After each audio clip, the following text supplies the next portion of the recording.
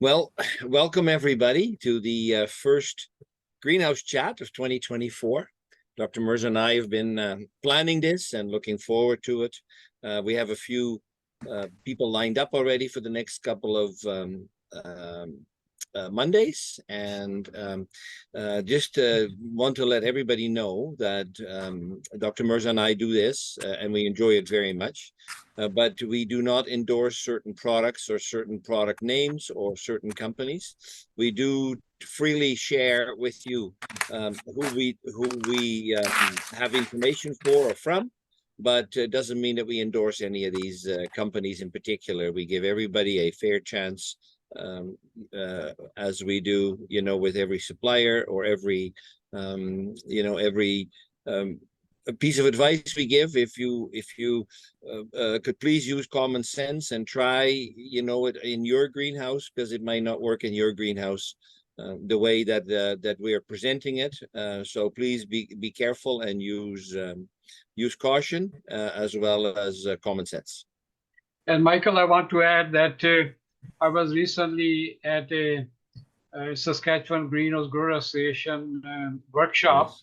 and people living in the farming communities, many a times friends and other comes in and say on a new technology for water treatment or anything you will add and miracles will happen. So you're always welcome to check with us or bring it up in the chat as well.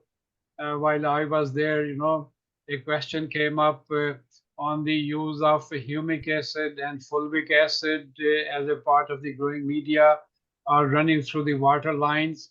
There are very good amendments for field, I know, where organic matter is low. In a greenhouse, we already use high organic matter stuff, peat moss and cocoa and those sort of things. So yeah, so always we are open to, at least we have quite a bit of wide experience with these things, so we could always give you a good opinion on those products as well. Yes.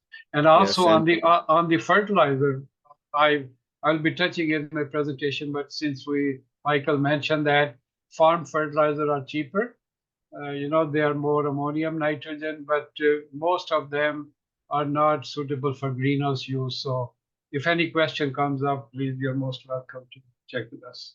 Great, Michael. Well, and if it looks too good to be true, or if it gives you 5 times the growing rate than your standard processes, then please evaluate. It's no different than the commercials we see coming by on Facebook, where they talk about miracle drugs or miracle cures for whatever. It's common sense needs to be used, and like Mirza said, we'll be glad to. To see if somebody else has used it already before you, and give you advice or suggestions about what might be used instead. So the first Greenhouse Chat, we are going to give Dr. Mirza the floor. He's going to talk about some of the things that have already come across his desk. And when you're starting up at first in the spring, and you have not been able to get to the bedding plant workshop, if that's the case, then you're going to need a little refresher possibly about what is what is going to happen this spring, or you may need a little reminder to say, like, oh yeah, that's right, that's what I've done. I've done this for a year, so I need to pay attention to this or that. And then I'll show you some pictures of what's happening at AGGA greenhouses at the moment. So Mirza, if you want to share the screen. Absolutely.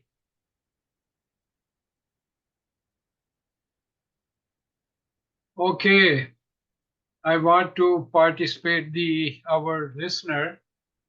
Can you write in the message box what is the most expensive thing in the world? Who is the first? It's no question of wrong or right.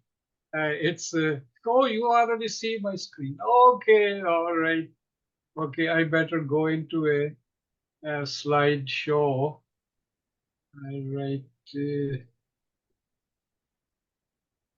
Okay. Just give me a second. So we have your screen will look different, Mirza. Yeah, Then I have to just make it a yeah, presentation. we have money and time. Okay. I think my screen is not minimizing. Yeah, okay. So as long as you could see it, I guess that's all right. Yeah. You could see the screen, right? Yeah. Oh, and we have somebody that says the most expensive thing is ignorance. Sorry, what was that, Michael, again? Money, time, and Oh, ignorance. okay, okay, all right, yeah. Uh, Trust. It can take years to earn and a matter of seconds to lose. Very true. I read it somewhere. I thought I'll share with you that most expensive, it takes years to earn and a matter of second to lose. And I always am so blessed and happy that with the working for 40 years with the Greenhouse Grower Association, people like Michael and Dietrich and other board. Michael is our new president of the Greenhouse Grower Association, and that trust, really pays off. That trust in providing the information, trust in providing some policy matter which we discussed. I really appreciate that. And my next one is that what is the biggest room in this world?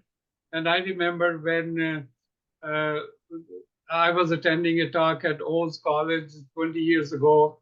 There was a speaker from USA. I don't know, was it a Will Carlson, Michael, or somebody? What's the biggest room in this world? And somebody said mushroom. Somebody he said my bedroom. Somebody, and then the answer came: the biggest room is a room for improvement. Hmm. So I think I really like it that our purpose of Greenhouse Chat is giving some tips on doing few things. So biggest room is room for improvement. Even though I like to think I'm perfect, but no. When people send some slides, I jump to conclusion pretty quickly based on experience. But when I start asking them questions, then other things come up. Okay, so there have been quite a few questions on recording of these thing of our right now is being recorded. It will be put on the YouTube.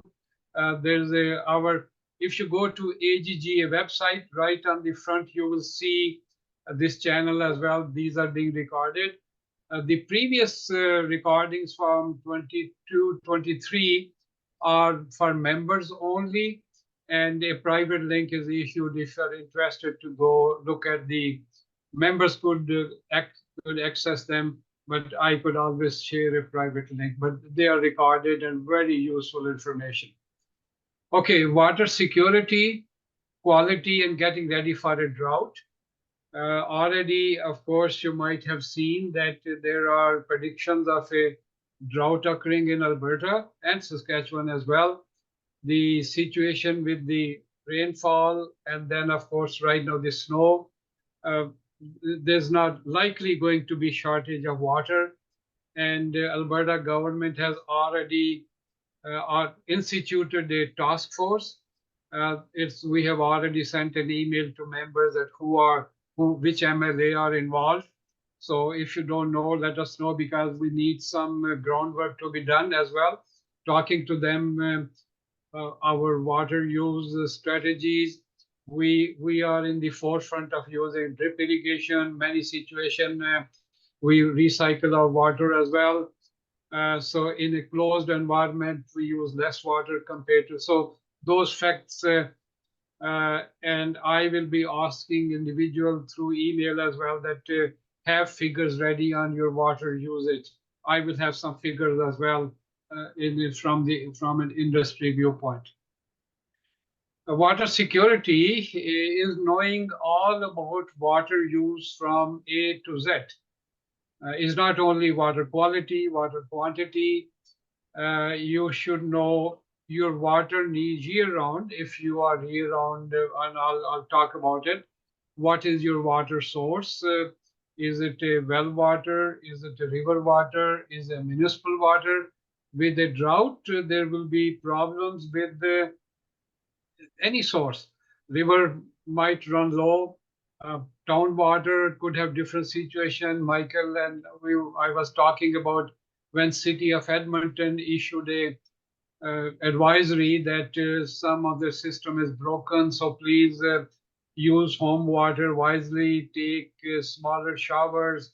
Don't do your laundry. And there was in the advisory that plant people are exempt and hospitals and others were exempt. So that was effort of the Greenhouse Association during the pandemic when we made our point that the greenhouses and the plant people should be exempt. And fortunately, we are in that category where government has recognized that. Then water quality is important to know. Living water versus dead water, that depends on the oxygen level, which I will talk about. If too much algae grows in your pond water, then it becomes more like a dead water because oxygen is used up. Water contamination with herbicide will make it unusable. Water use efficiency. How do you plan your watering practices? Water recycling wherever possible, and of course, water used for drinking and not. And you could always add anything else on. I mean, wash water, clean up surfaces, spraying as well. You know, all those things are included. Water is the foundation of everything, our lives, our livelihood in all aspects. In future, greenhouse farming, water will look differently, is becoming ever scarier. What are the alternatives?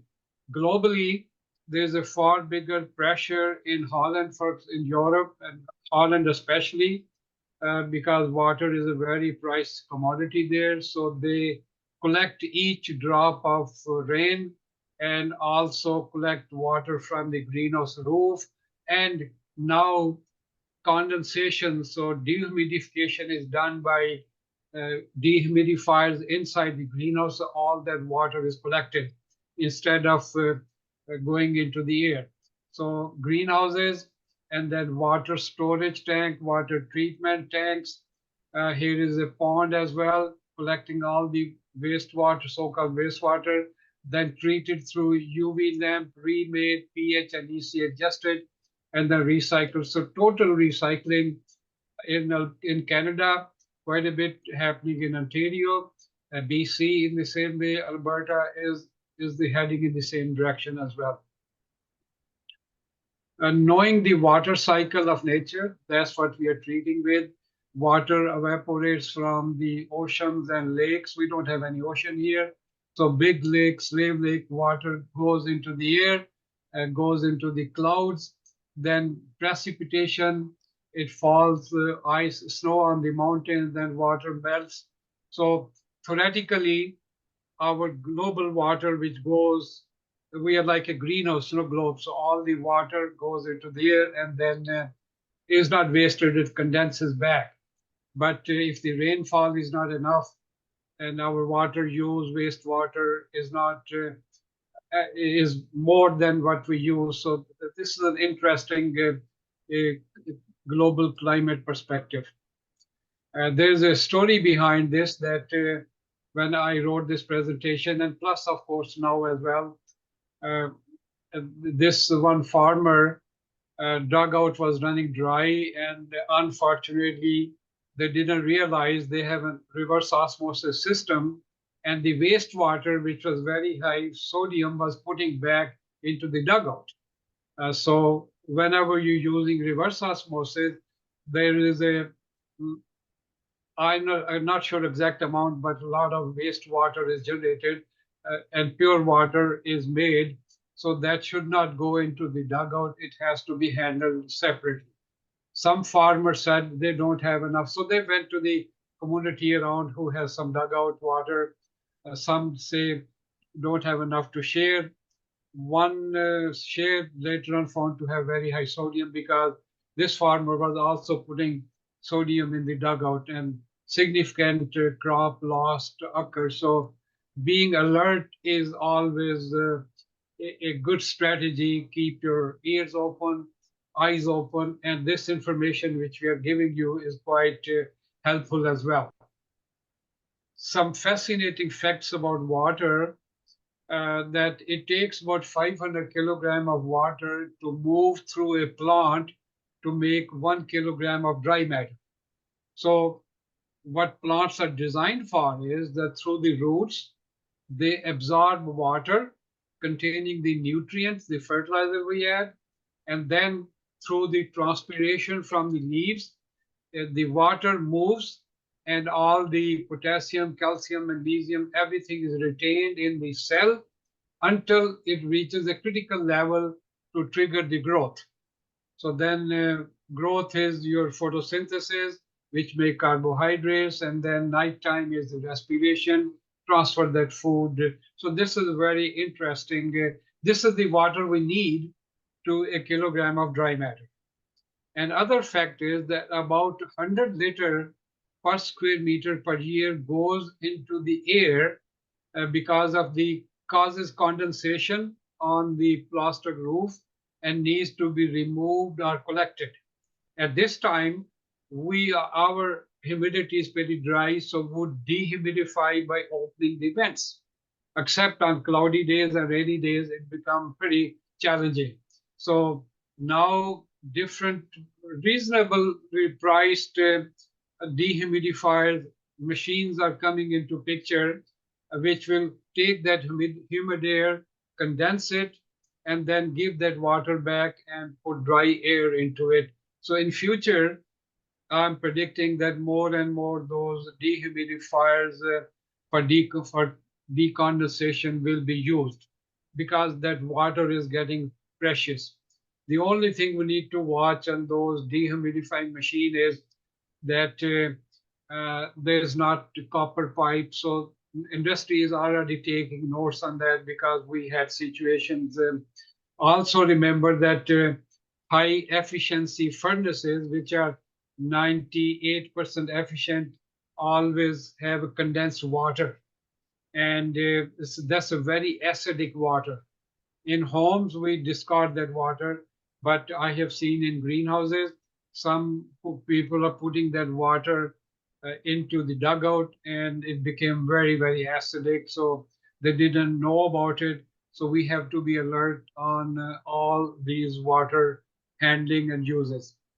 The chemical structure of water, two hydrogen atoms, one oxygen atom, is structurally simple, yet biologically very, very profound.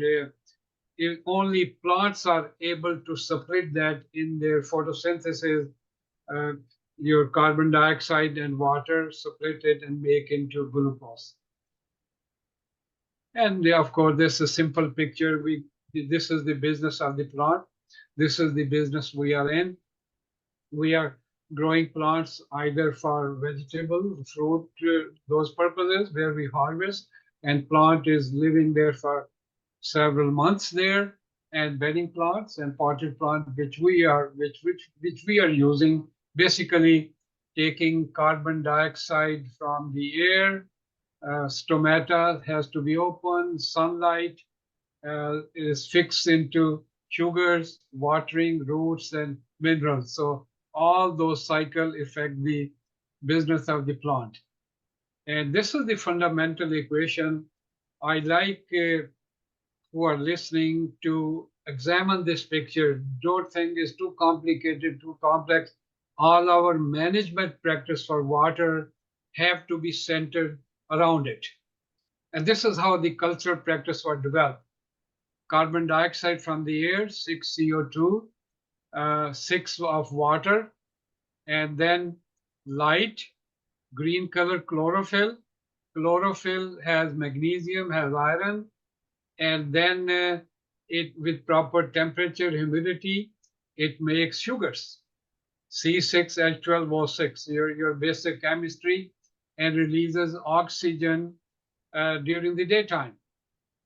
So healthy to work in a greenhouse. I made a calculation long time ago how many cubic centimeter of oxygen are produced. I will dig that out sometime. So photosynthesis during the daytime and nighttime, these glucose is stored plants are very smart because glucose is a short-lived. It has to be combined into starches. Starch is your sweet potato have a starch. It goes into the roots or into the cells or into the fruits.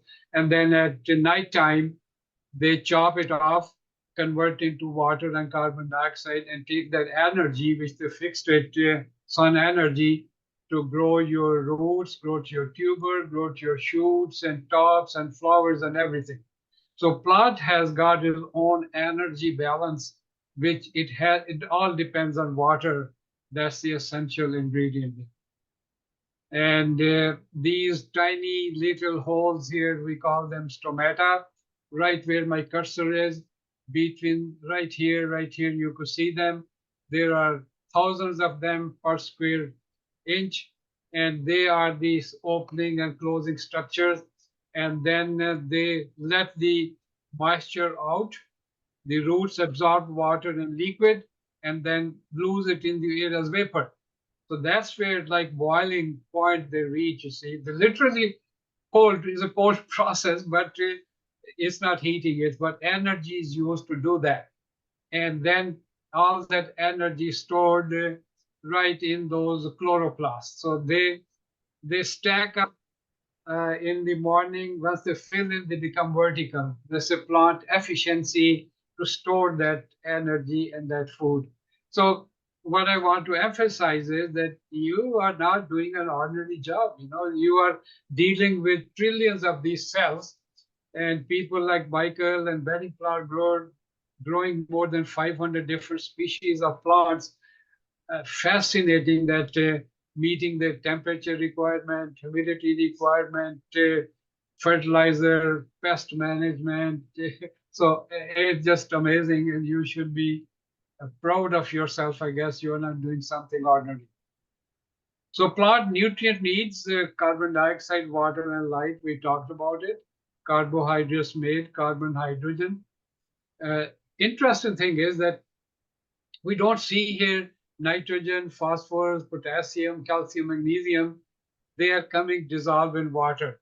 It is later on plant take this carbon, hydrogen, oxygen as a energy, chopped it off, and then combine it with the carbons and combine with nitrogen, make certain molecules. That's why different species are there. Hydrogen, oxygen, so fascinating area. But starting point is the photosynthesis and carbon. Plant needs of mineral nutrients. We are pretty familiar. We taught in our workshop several things. Nitrogen, nitrate, NO3.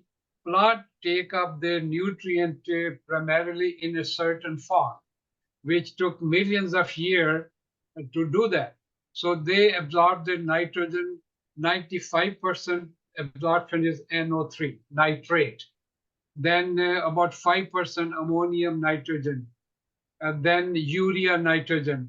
Nitrite is just is a short-lived from when nitrate is converted to ammonium is a short-lived, but under waterlogged condition, that nitrite could become toxic pretty quickly. So that's where we want to your irrigation practices. Nitrite are very, very important to watch it. Phosphorus, we all know for root development, for flower development. Potassium goes into the cell sap, gives it stomata open because of potassium. It gives the turgidity to open. And if potassium is not enough, then stomata won't open, then photosynthesis could be affected. Good potassium also gives resistance to diseases as well to the plant. Calcium is mostly ignored. So make sure that enough calcium is being supplied. If your water is hard, some calcium will be available only if the pH is right. Magnesium is part of chlorophyll.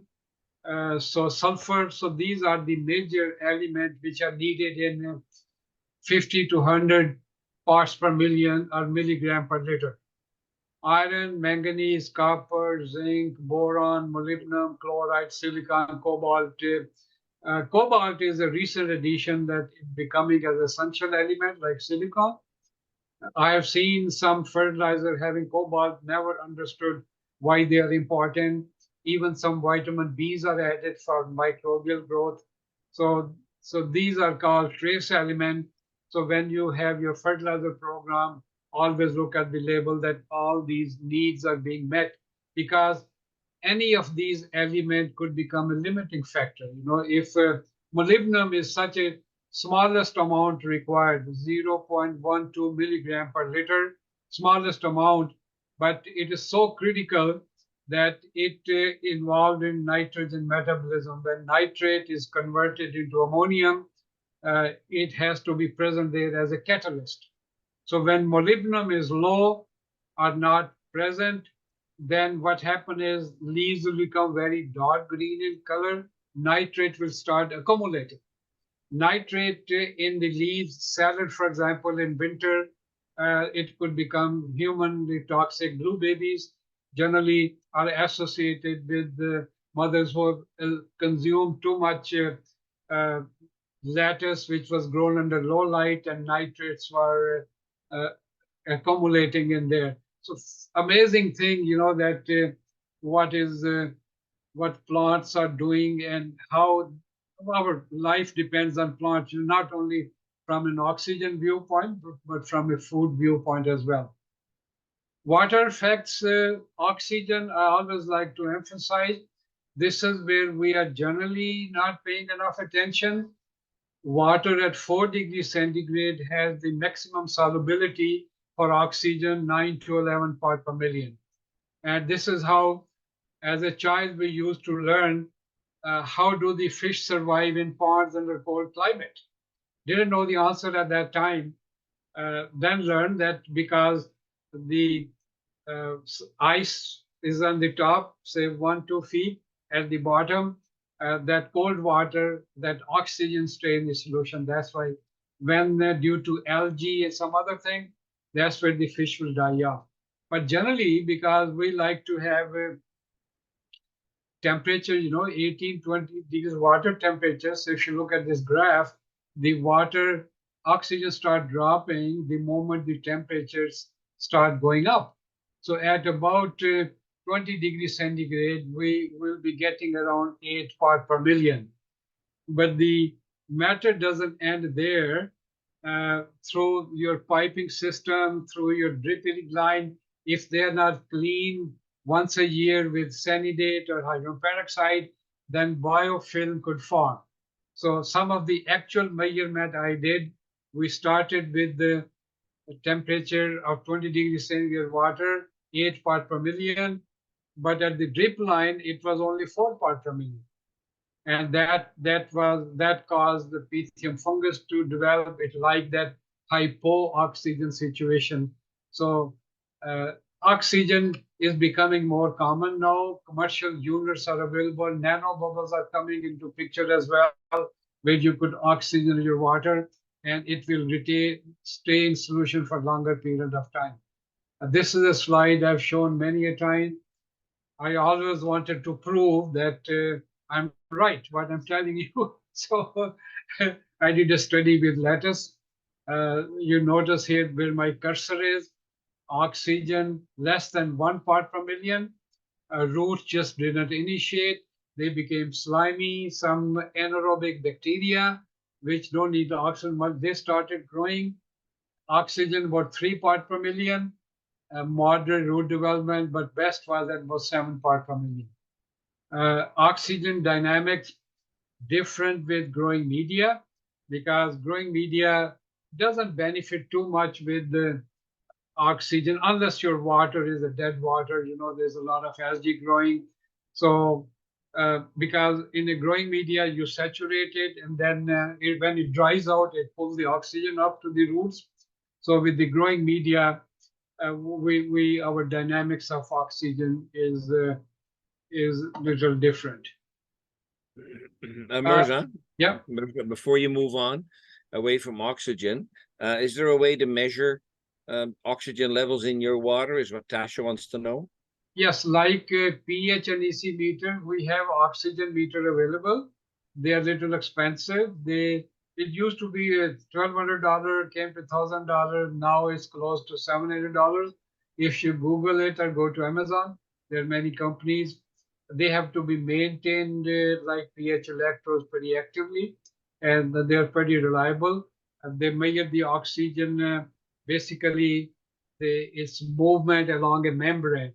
But some biochemical tests are also available as well, where you take your water, put a drop, and compare the colors. So that's also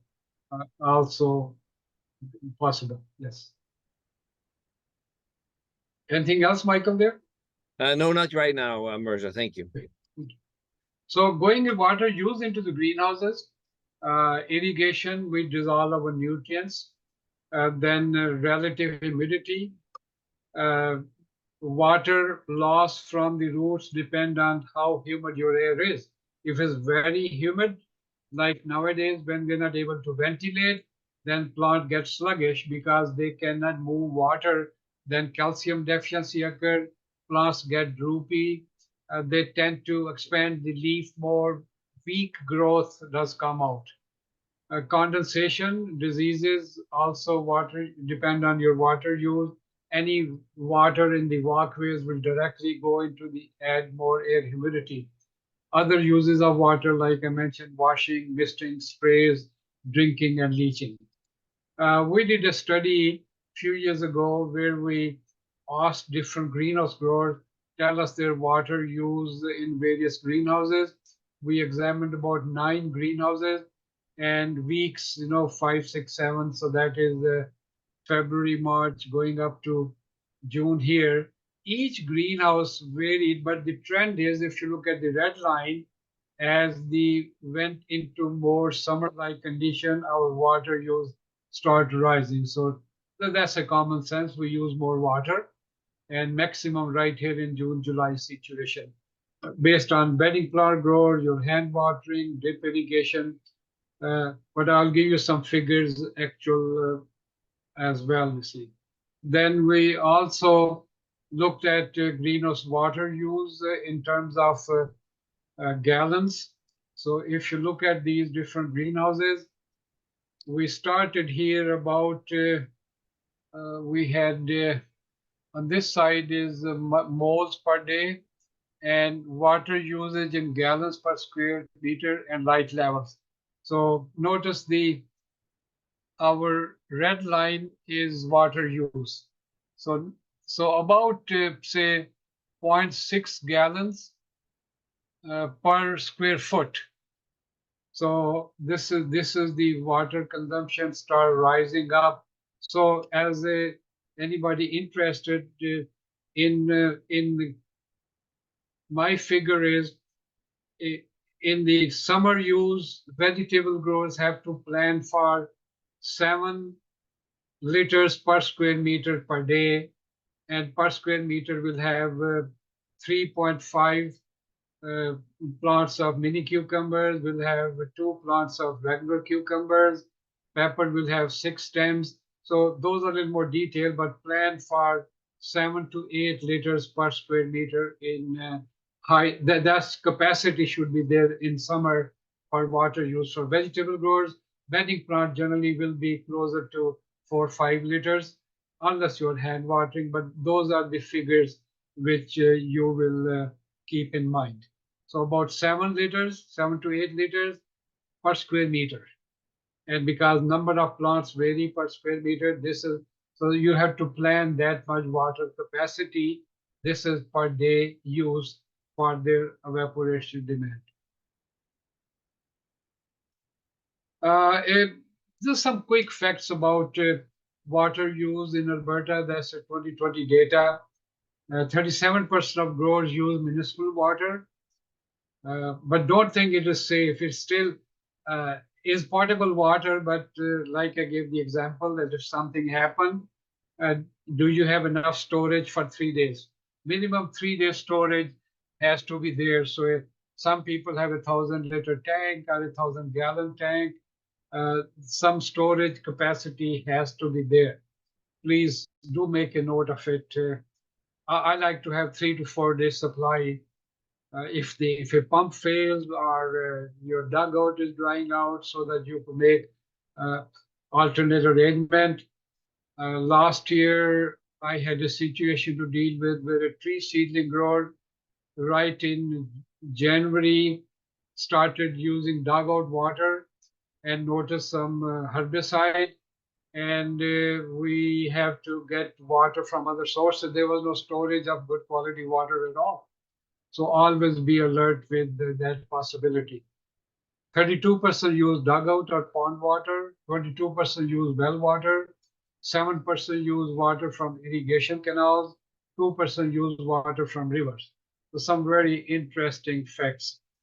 Uh, I just put this data from Saskatchewan as well. I gave some talk last week there. Similar situation, northeast. But the main purpose is you got to know your water. Also, do you know about water quality? Hard water, soft water, and I'll talk a little bit what does it mean.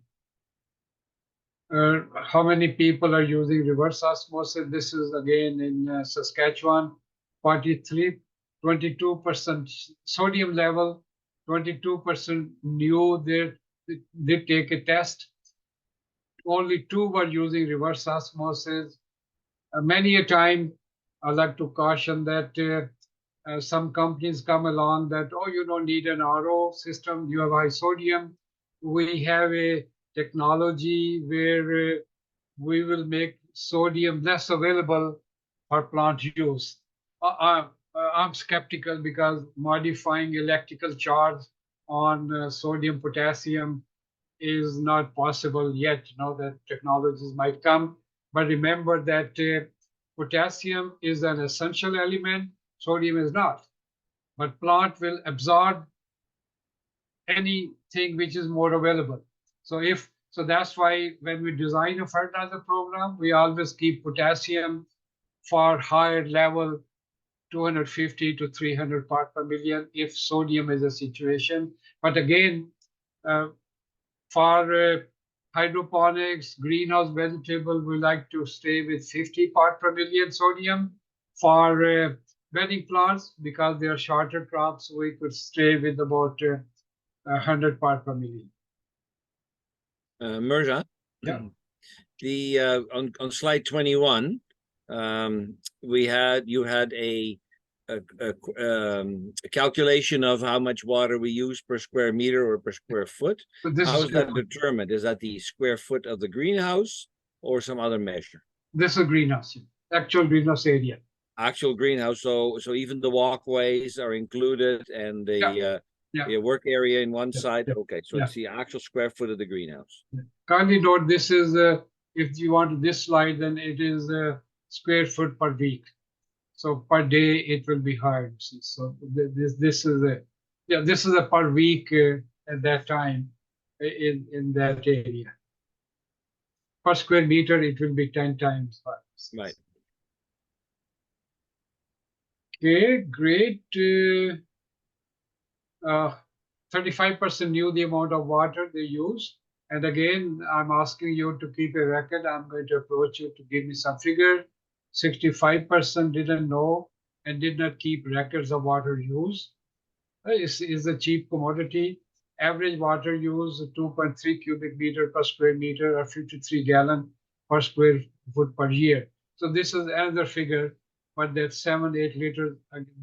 That's a practical one. This is what the growers gave me. So 2.3 cubic meter is 1 cubic meter is 1,000 liters. So this is also some good figure from the growers. 45% of collect water from the roof, and 50% do not, and you might be forced to start collecting that water. Hard water quality, basically they are bicarbonates over 200 part per million. Soft water bicarbonates 100 part per million. 39%. The old method, if it's a hard water, you cannot wash your clothes with soap. A lot of soap will be needed to make sud out of it. Soft water, generally, little bit of soap, it will make a sud there. So you got to know your water quality. Testing of water, 90% test for chemical analysis. That's very good for Alberta. 10% did not. 21% test for E. coli. These are vegetable growers who wash their vegetable. 79% did not test for E. coli. So we have to, Mirza, we have another question here. sure. If the 50, Amanda's asking for those 55% of the growers that do not collect the water from the roof. Is it because of storage costs or is it something else? Yes, generally storage, because when you build the greenhouse, you have to build some troughs underneath so that the water goes into a spout, rainwater plus inside water, so if it's the rainwater from the roof, it comes into the gutters, and they always have a spout, and that spout goes into either into a dugout, or you have a underground as well. Central Alberta growers, Michael, you recall they had a almost 100,000 gallon underground tank, so uh, probably very difficult to clean, but that was a major source of water. And if I may add, a lot of the greenhouses are hoop houses. Actually, somebody just added that. Tasha said, we didn't collect them from our hoop houses as they were there for generations, and there wasn't the infrastructure in place. So, those are things like you said, like there wasn't any water storage in place in her case, but from a hoop house, it's very hard to collect rainwater off the outside, even from the inside. If you have a gutter connected house, then you have structures in between, and you can put little angle irons underneath the tips of the gutters, so that you can collect the water and then drain it to one end and collect it. And of course, the rainwater runs like you described in the gutters. But from a hoop house freestanding greenhouse situation, you would almost, from the outside, you would almost need to mount rain gutters on the outside, where the poly wall ends and the straight wall starts, so in order to collect it from there. Or and it would even be harder if you had no side wall, no pony wall, and your arches were sitting right onto the ground. So, and because of the demographics of our greenhouse structures in Western Canada, I would say that's also a reason why 55% didn't collect water. Absolutely. Good thought, Michael. Thanks. Testing of water, I talked about. 79% no treatment, 10% RO, 3% distillation for drinking purposes, 2% water conditioning, 8% other treatment like ozone filter, acid mixing. So they included water treatment. 88% in 2006. Do not recycle water, 71% in 2020, 12% recycled water in 2006, and now 29%. 62% dispose of wastewater in ground field, and that's changing with Alberta environment. 12% put in the sewage. Those who have some indoor indoor facilities, they are really city is monitoring them pretty closely. They can't put wastewater, so a lot of pressure is building up in the wastewater as well. If there's a creek running by, I recently somebody called that they want to build a greenhouse, and the county has asked them for an environmental assessment. So another $5,000 cost, because they have to hire a company to get it done. So just to make sure that things are changing in that front as well. And those environmental assessors are not cheap. That these companies really charge pretty handy price. Water quantity requirements can vary between 0.1 and 7 liters of water per square meter per day. So for vegetable growers, always plan about 7. This is for irrigation purpose, see. So varies according to plant species, plant size, relative humidity, solar radiation, heating, and rate of ventilation. The total annual requirements for year-round greenhouse operation exceed the annual rainfall. So we need water storage from other sources as well. Water quantity, well water, dugout pond water, irrigation canal, direct from rivers. So you got to know we need storage both in summer and winter. And at least if you know your water use, then plan for 3 to 4 days storage. That's why many of the vegetable growers collect their, when we were on a bus tour, all the greenhouse we went, you had seen those big almost 1,000 gallon round storage tank. And one always collected the drain water because they could easily collect the drain. Other was a mixing. So they took the drain water, 1/3 drain water, 2/3 fresh water, pH adjusted, and then a fresh water tank for almost 1,000 gallon. So storage has to be that even smaller growers should have good storage capacity. Water quality, at least once a year, an analysis should be taken. Quickly, I'm taking a lot of time. So when a test comes back, basically, I will help you to interpret it. Don't be afraid to send me your analysis. I will respond within 2 days. pH could be adjusted.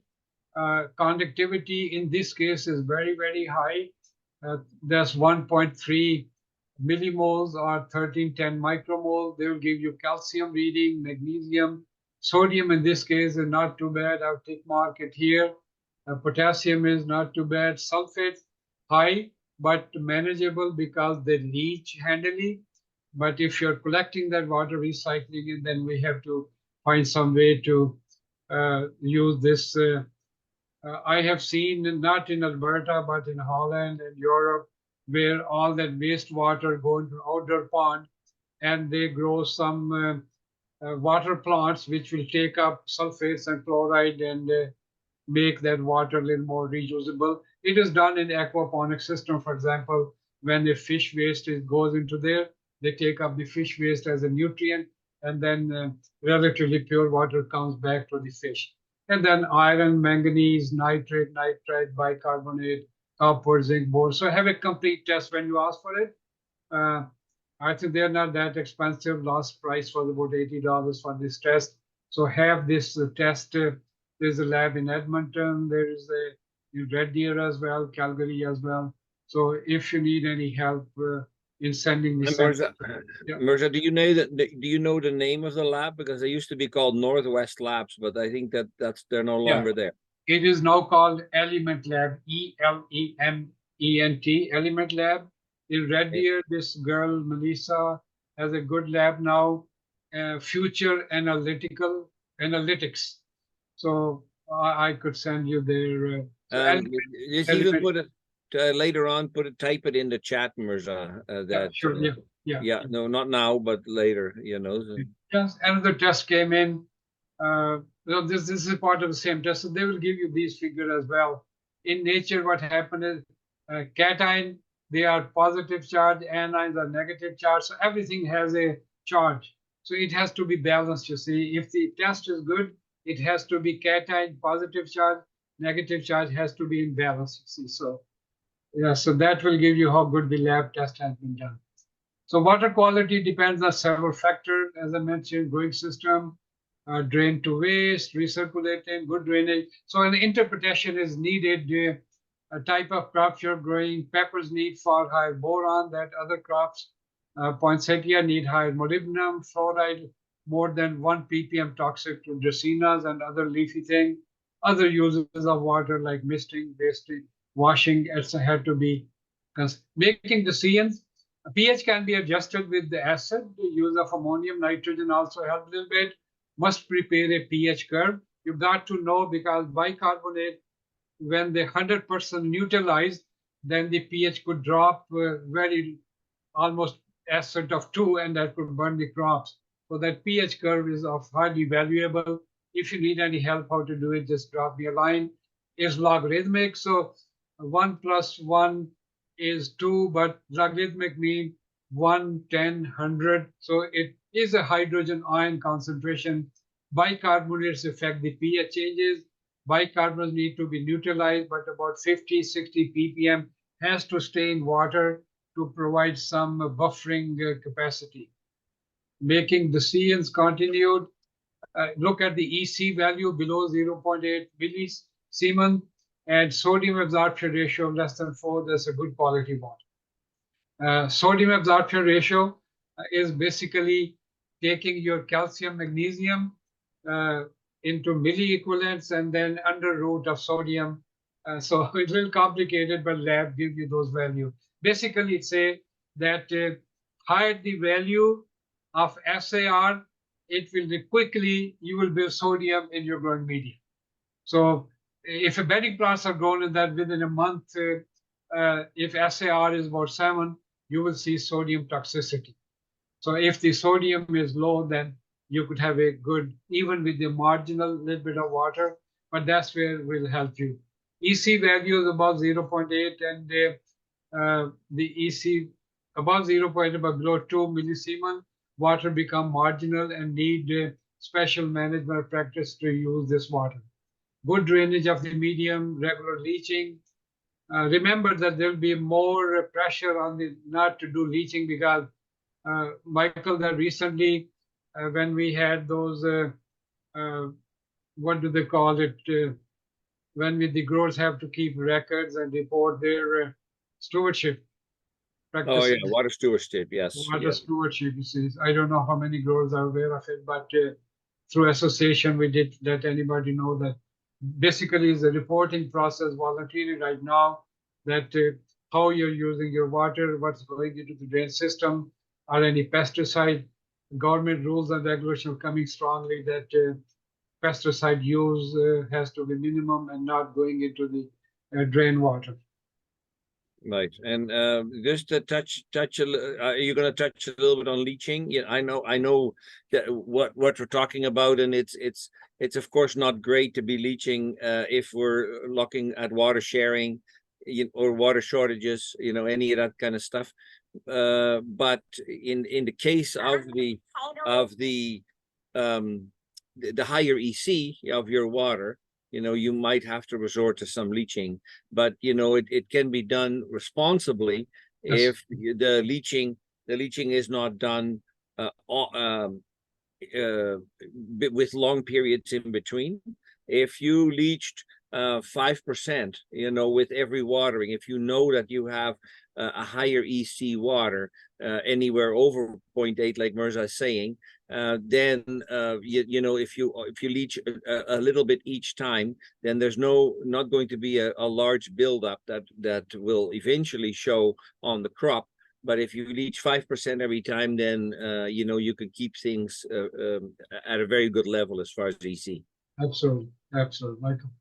Yeah, that's leaching. Basically, if you monitor your EC regularly, then we could manage it much better.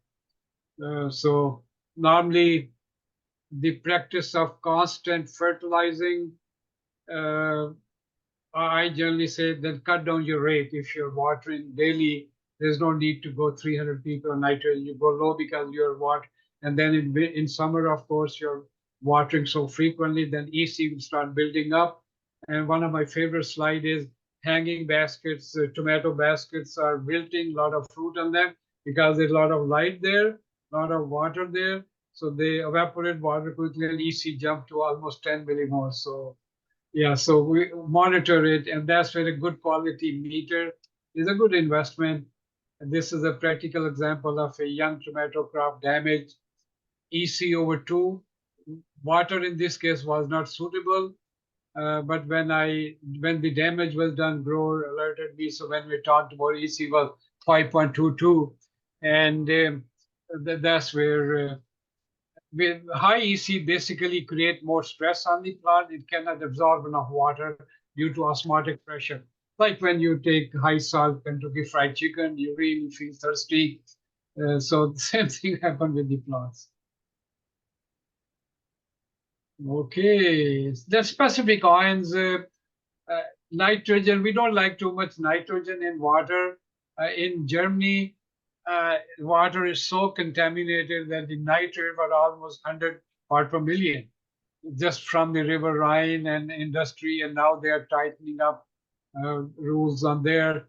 So although for fertilization purposes, these elements are usually added. Presence of high levels of indicate of contamination. Calcium, magnesium, all of the calcium is not available because there's more as a calcium carbonate or bicarbonate. That's contribute to hardness. Bicarbonates over 250 ppm causes problem like leaf residue, plugged emitters, can be neutralized with acids. This is a picture of high sodium. It could cause stunting, it could cause yellowing of leaves, can become toxic, antagonistic to potassium, calcium, magnesium, destroy the growing media texture, make media waterlogged, need, need to be removed, uh, but at about 100 ppm it can be monitored. Sulfates are do contribute towards conductivity more, but it can be managed higher, can be managed by leaching is required. Boron, high boron, you could nothing to it could damage your crop. Then we have to look at. So when you look for RO unit, not only for boron, not only for sodium, but also boron high, it will force you. Zinc can be toxic. Galvanized gutters, if you collect water from the roof, and we have seen situation where uh, zinc could be toxic. Manganese could also be toxic. When we were using sawdust for vegetables, it always gave quite a bit of high manganese levels. Copper, fluoride, silicon, aluminum, we need to know their level as well. Some quick water application, hand water, of course, is still practiced. Uh, Only thing is don't water them after about, say, 2, 3 hours before sunset. Otherwise, condensed water will result in a lot of gray mold, botrytis.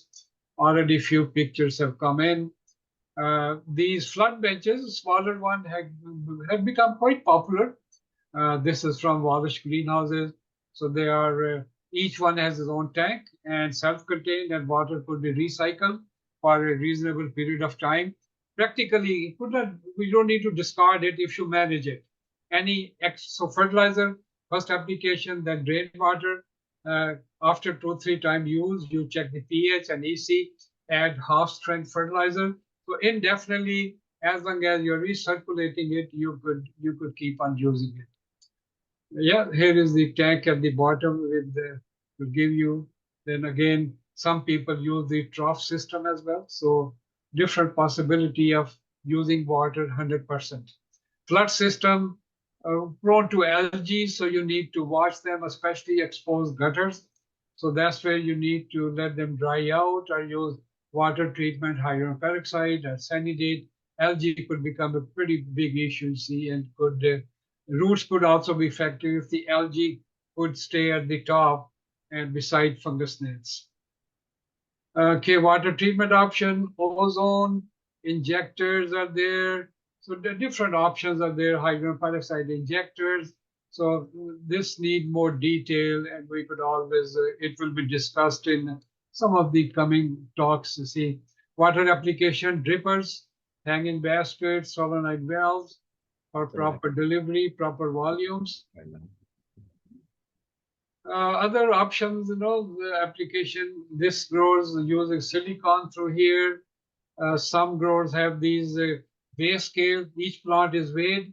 When it drops to a certain level, vegetable growth, then it triggers irrigation automatically. It's very, very interesting approach.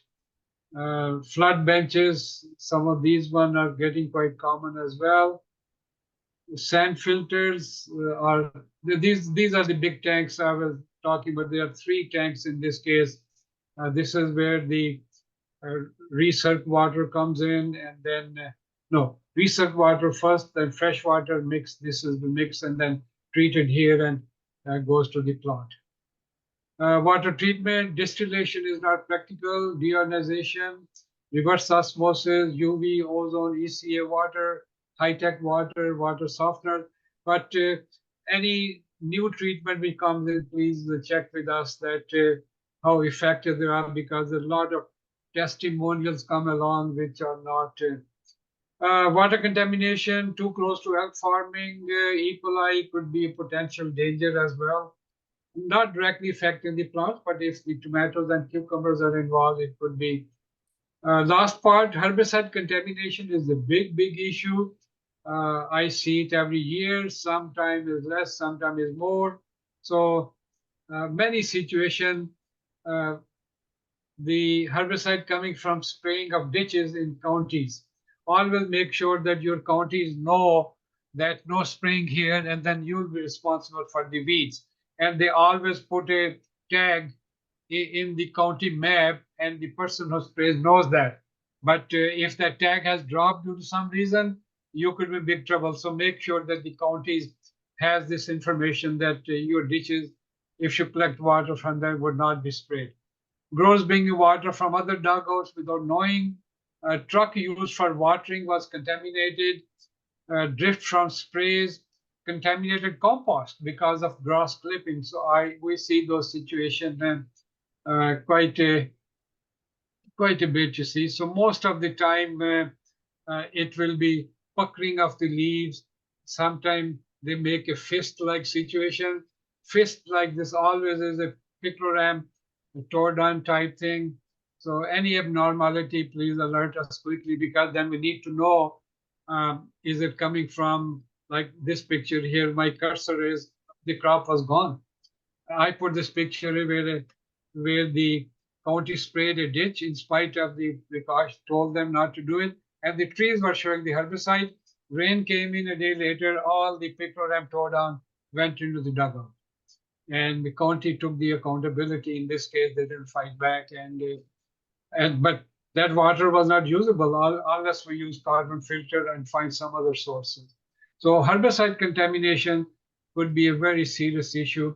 I always emphasize this bioacid, very simple to conduct. In this case, it is uh, tomatoes growing.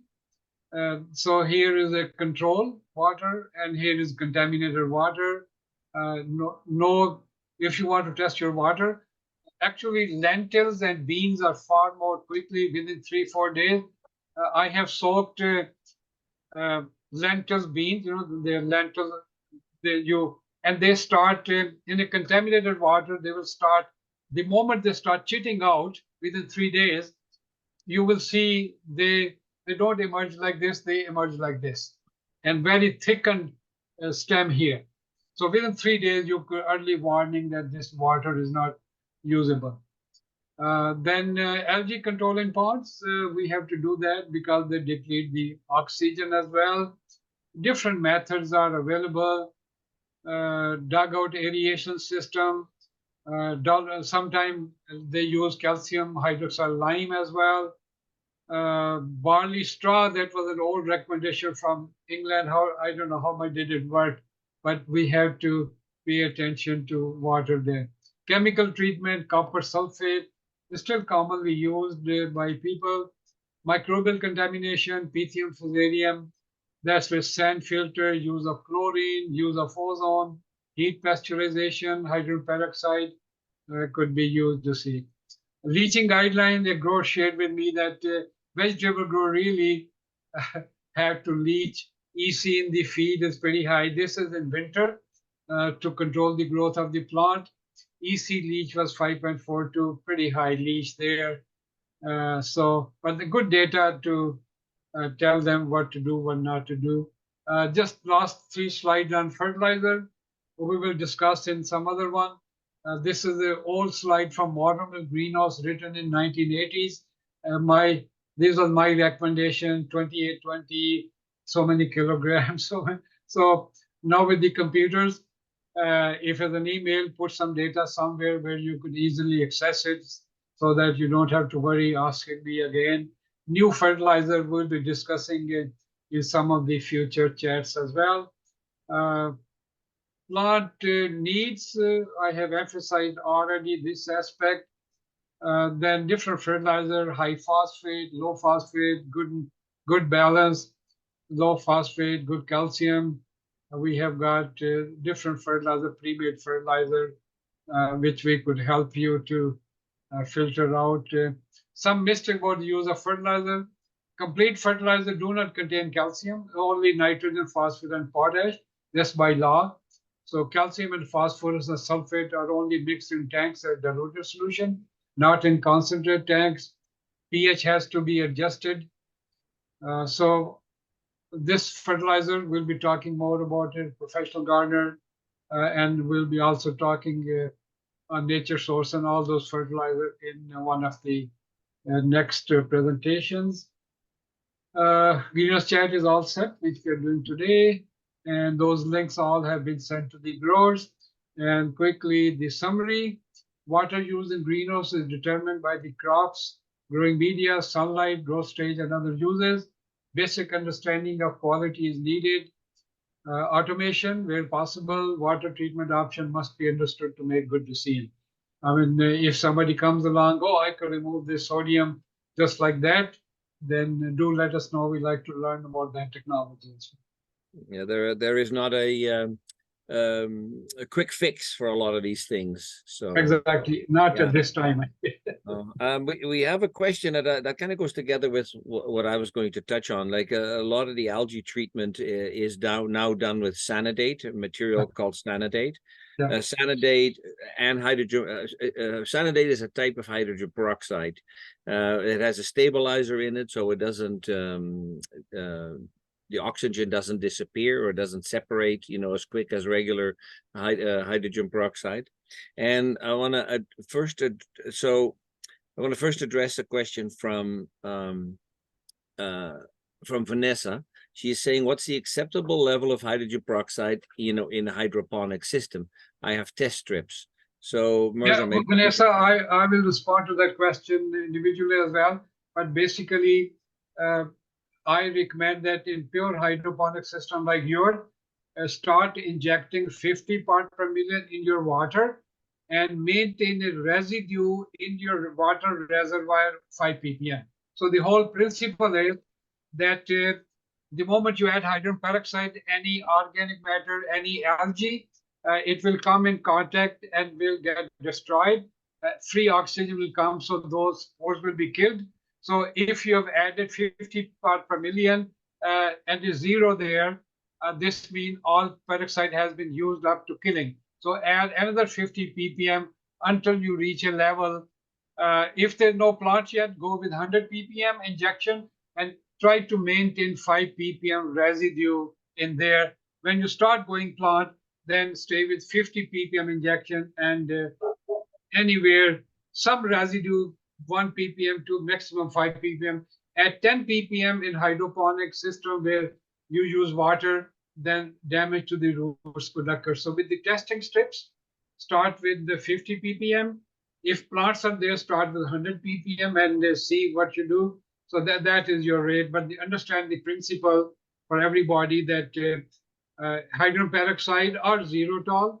Xylitol is 27% hydrogen peroxide, 5% peroxyacetic acid, which is more oxidizing power. So xylitol we like to maintain 1-2 part per million hydrogen peroxide in the solution. In this way, your pythium, your algae would not develop. So, and then after using hydrogen peroxide, a lot of growers will use a product called Sanidate. Sanidate 5 will be a 5% hydrogen peroxide and a little bit of peracetic acid to stabilize it. Yep. And that can be used in conjunction. And would you, Mirza, for bedding plant growers, would you go a little bit higher than hydroponic growers with the residue? Yep, 5 ppm is plenty because that means that anything in water has been utilized. With bedding plant, the bedding plant problem is that we tested with the bedding plants up to 300 part per million. The moment it touches the organic growing media, it utilized right away. So higher rate could be used. It won't damage the plant, it won't damage the roots. So 100 ppm for bedding plants and residue of 5-10 ppm is very safe. Yeah, we're aiming for that 5% plus, a little bit higher, to make sure that any algae that's forming on the soil under low light conditions, under wet conditions, algae forms on the soil as well. Moss sometimes grows on begonias, and we try to keep the soil clean by using a combination of hydrogen peroxide on the incoming water in our storage tanks, and then xylitol excuse me, going out to the plants, and then we're looking at a little bit of a residue at the end of the hose. So test strips, Vanessa, are very good tool to use, very easy. You just collect some water from the end of the hose and put your test strip in, and whatever the instructions are on the jar, that's what you should use, and then compare it. Usually they're on the side of the jar, there's a color coding thing that shows you where you're at, much like with pool chemicals. So so algae is always something that grows on plants and on soil and on walls and on everything. So using a combination of those two materials are very good, and Mirza has a very good publication on how you could use hydrogen peroxide. Drop me an email and I could send you that. Sure.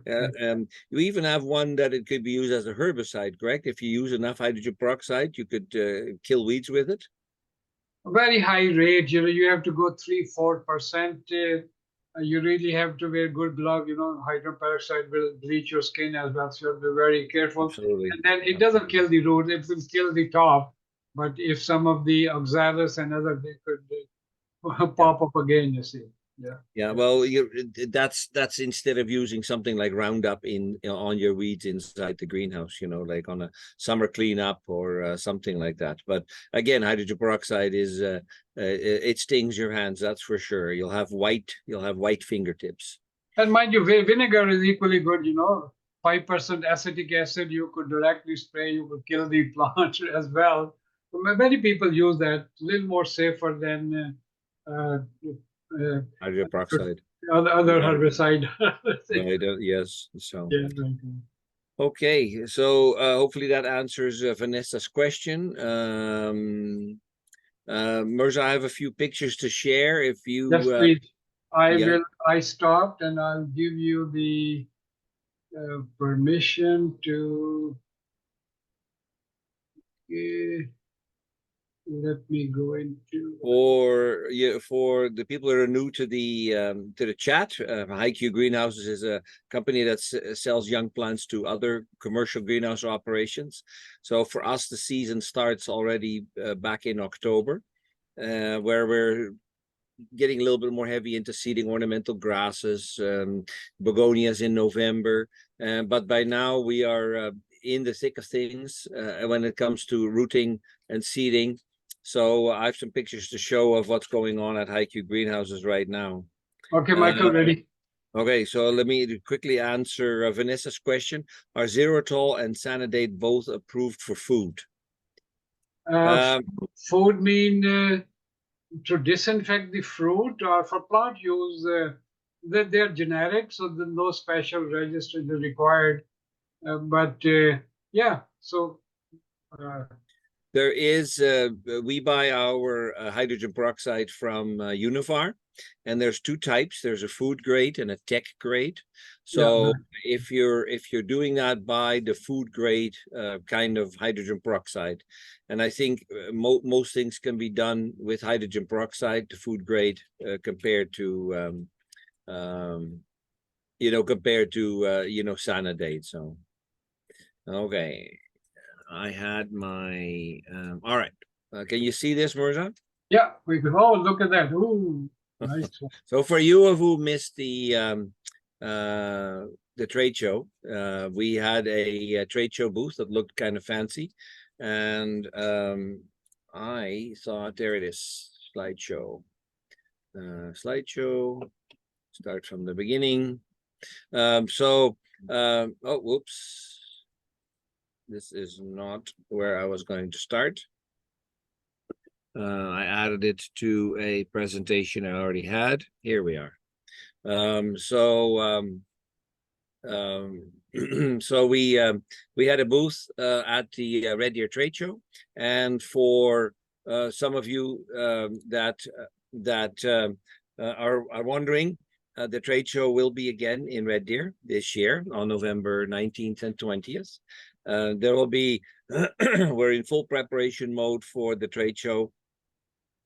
We're hoping, we've done a couple of bus tours, couple of years, and now the current planning is to do what we call the Day of Discover. And the Day of Discover is a kind of a speed dating kind of day where we have topics where people speak on different things for about 20 minutes. Some of the problems we were having at HiQ greenhouses over the years was in particular was the rooting of Sunbergia.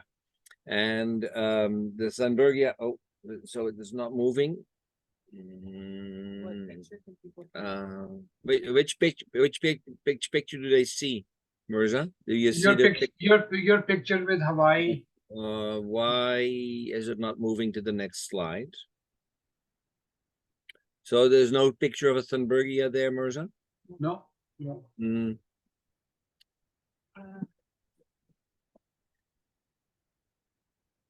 Is it a PowerPoint or you just That's have one PowerPoint? Picture? Yes. It seems like just one picture is not a presentation. Did you open up the right stuff? I did. On my screen, it's moving, to the next slide, but on yours, it isn't. Yeah, so stop share and do it again. Okay, I'll stop sharing. All right. No, go again. Load it up from your computer. I did. Oh, share. Okay, is this better? Okay, now good. Yeah, now ready. Yeah, okay, good.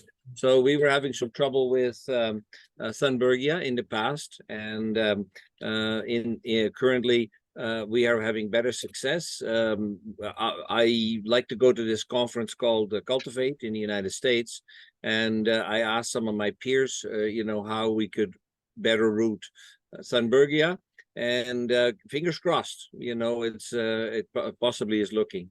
Are we moving to the next slide? Yeah. So things are working good. This is a cross section of one of our rooting houses. We have bottom heat under these rolling benches and lights above, which I'll show you later. And you can see that there's a patchwork of colors here, and that's because we bring in products each week. So you would have Limipomea every week, and small groups of Coleuses or small groups of Calibrachoa. So because of the way that we ship, we ship things different weeks to different people. That's why it looks like a patchwork of colors in the greenhouse. So this is one of the rooting houses. There was some discussion this last summer about the availability of Dracaenas, green Dracaenas. So I've asked some of you that are on the chat to buy me some seeds because they seem to be in high demand. And by golly, we were successful securing enough seed for the 2024 growing season. So if any of you are hearing from your suppliers that there's no Dracaenas available for you, then we have at HiQ Greenhouses have a good surplus of Dracaena seedlings. So we had to start them a little bit later because of seed availability. So they're not super tall, but they're very handsome and strong plants with a good base. They're just not, they're not at 20 inches plus yet.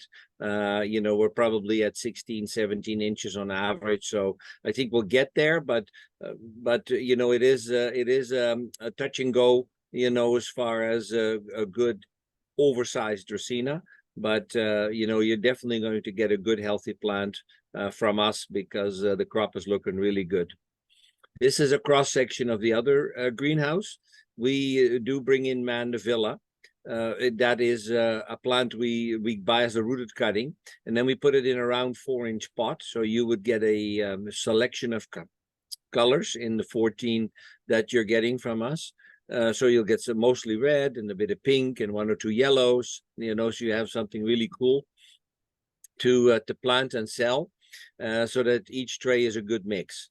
And Michael, yeah. These flowers came with them already? Actually, that's the tag. Oh, that's the tag. Yeah, that's the tag. Yeah, they're very fancy tag. Yeah. I was going to jump and you remove those flowers. Oh yeah, no. Yeah, no. The tag shows the color. This is a Suntory Mandevilla. We really like it. It's good breeding, and the good strong growth, the good climbing capabilities. We try to grow the strongest varieties that Suntory offers. So because, I mean, we are at a disadvantage compared to places like Florida. We are on a biological system for insect control. We use a company called Copert, and there is several companies out there that sell bios. Our first line of defense is the yellow cards. So we hang an excessive amount of yellow cards in the greenhouse that catch anything that's flying. And a yellow card, it's sticky, and anything that we have flying in the greenhouse will stick to it. So, and they work 24 hours a day, 7 days a week. They don't take a vacation. You know, they're just really handy to have, you know, in and around stuff that you know, could have a flying insect. And then we use other things that we release, you know, to combat thrips, spider mite, and short flies and fungus gnats. Those are our biggest enemies. And we will spot treat things if we do see some aphids, because they, we personally believe that the system for controlling aphids on a biological matter is not as effective as spot treating. Here's another picture of the rooting house. In addition to providing them bottom heat, we also provide the cuttings and the cuttings with a top light, an LED top light that hangs about 6 feet above the crop. LED lights have come a long ways.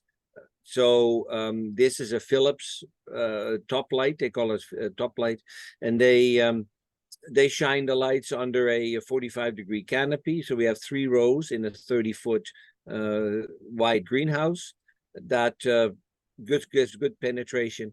And LEDs are adjustable for what type of lighting that you're looking for.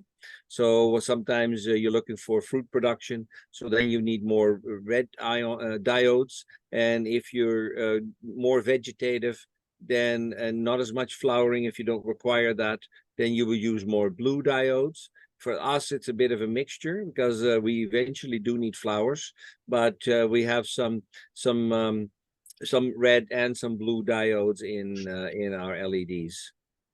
Here another picture of the Dracaena that we have available yet, in case you need some, and a picture of the entire crop.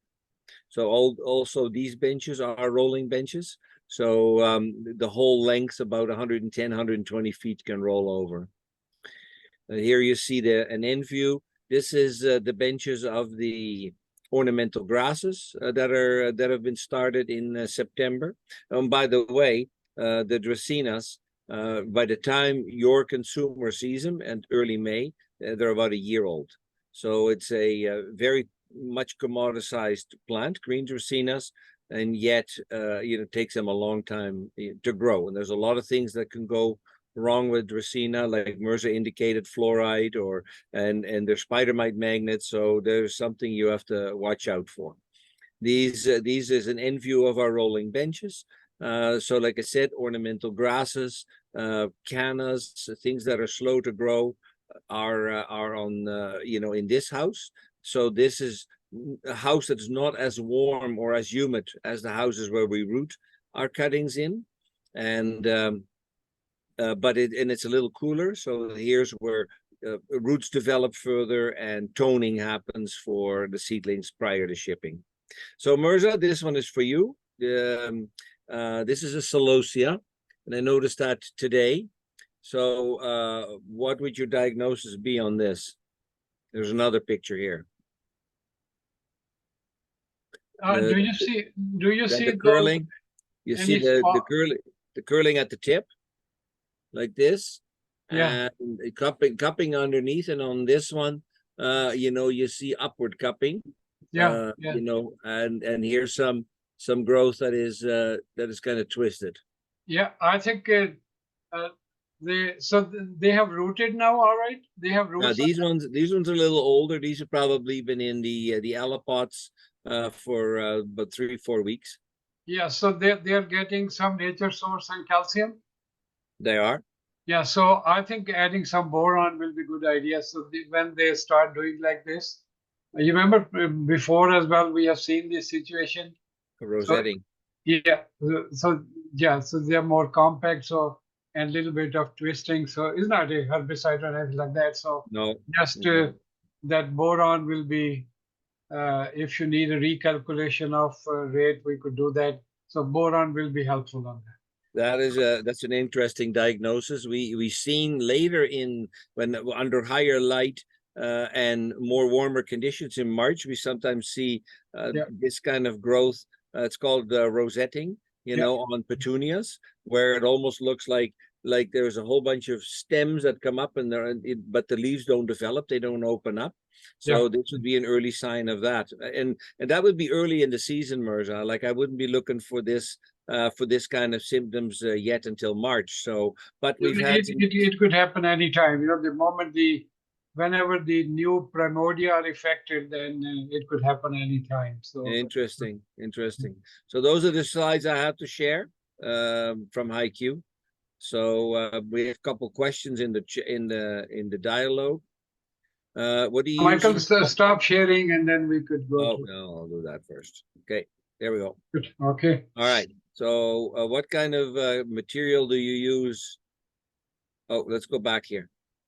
I use Sanidate 5 on the zero tolerance Sanidate bulletproof food. We use Sanidate 5 on the sweet potatoes. Its label is approved for our storage with them. So check the label, but you should be okay. Okay, so that's an answer for Vanessa Yeah. regarding Sanidate and on food crops. Okay, what do you use for spot treatment on aphids? Let's address something quickly here. The government wants us to be registered as pesticide users, as an industry. So something came out a while ago that many of you may have missed, and that is a need to register your company as either a class 2 user or a class 1 user of chemicals. And by March 31st, you need to register either one or the other, and that which will allow you to continue to buy chemicals. So get that done. There should be something in your inbox. If not, the Greenhouse Growers Association probably has this on their website. The link to the registration is not very hard to do, and then life will go on as if nothing happened. So with that, having said that, there's two materials that we use at HiQ. One is called Altus, and it's it's a one of the newer chemicals. We use it as a drench, and it will effectively keep aphids away, for a couple of weeks. Or we use something called Alias or Intercept. Intercept is a powdered form. It's what they call an imidacloprid. So you'd want to be careful to use it. So is Alias. Alias is the liquid form of Intercept, and it's a little easier to use. The thing with Intercept is you need such a small amount, and you almost need a postage scale to weigh out enough, to treat your plants with. Well, with Alias, it's a little easier to use. So those are the two things that we use for spot treatment. We target plants that are susceptible to aphids, Calibrachoa, Malambecia, peppers, these kinds of things. And both Altus and the imidacloprids are safe for food use because they're registered for seed potatoes and field tomatoes. So they are registered for use in greenhouses. So I think that answers most of the questions. If there's none other ones, is there any comments from anybody that's in the chat? Any questions you want to voice rather than type? Michael, I'd like to introduce Parshan Dhiman, Dhiman. He's the proud new owner of Shirley Greenhouses. Oh, I Yeah, see. Don Bouchard. So That he's was starting up there. So he has become a member of the association. So welcome, Prashant, and Yeah. a very good person to talk to. And he's a, when I met him, he's master of techniques, technology. Prashant, tell us about your interest and your background a little bit. I was trained as an engineer. I was doing my profession as an engineer. But when I came to Canada, I started working in IT, and that is what I've been doing for some time. Um, I have a master's in engineering in chemical and mechanical engineering, and thermal was my line of specialization. Um, and I got into this space because I think this brings in many of my technical abilities into actual use. Um, and I found Shirley's Greenhouse was for sale, reached out to them, and then the deal happened. And here I am. Today I'm at the farm. There's lots of learning curve I have to go through, very steep. And I did touch base with one of the other people who are here today, and that is, I think, Vanessa from Twin Acres Greenhouse. We had a chat a few days ago on a different topic. Yeah. But looking forward to learn from all of you, Dr. Mirza, from yourself, Michael, and everybody else. Um, and we need to do the hard work. But I think today I feel overwhelmed because I don't know anything at all, and yet have taken a plunge into this. Yeah. Are you going to continue to grow vegetables at Shirley's? Yes, Michael, exactly the same way, the same recipes, same everything. So I'm not planning to change even iota unless I have to, you know, for the first year at least, but but there's something there's so many things I need to teach myself. For example, the sunny date is something new to me, right?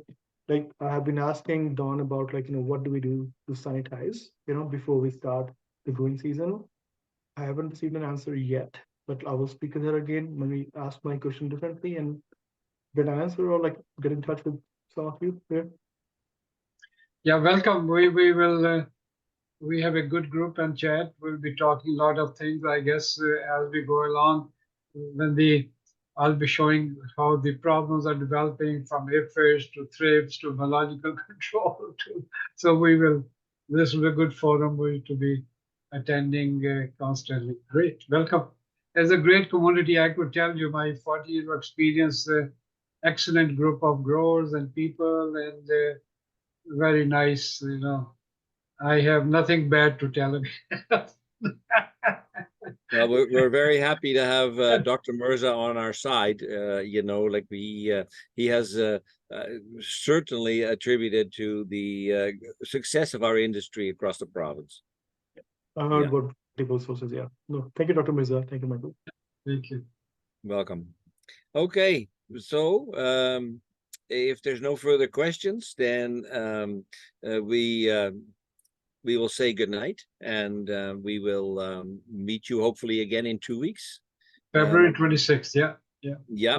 So the listing is there. We'll list all it's every 2 weeks on a Monday night. So hopefully to see you back. Excellent. Take care, everybody. Thank you very much. Have a good night. Thank you.